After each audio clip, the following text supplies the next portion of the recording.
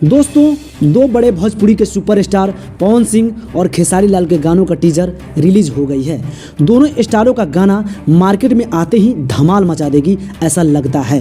वो कौन सा दोनों स्टारों का गाना है और कितना बजट में बना है, ये सारी बातें इसी वीडियो में बताएंगे।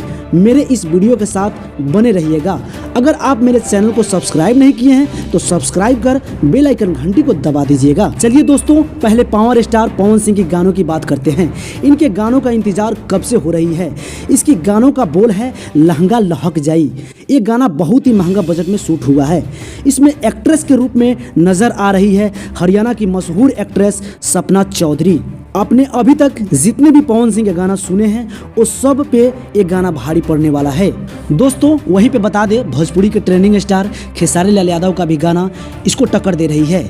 खेसारी लाल यादव का जो गाना का टीजर रिलीज हुआ है वो गाना का बोल है उधार धनिया, जिसका राइटर है अखिलेश बाबा। इस गानों में एक्ट्रेस के रूप में दिख रही है खेसारी लाल यादव की हॉट एवं खूबसूरत हीरोइन यामिनी सिंह। ये गाने हमको लगता है एक दूसरे को टक्कर दे रही है।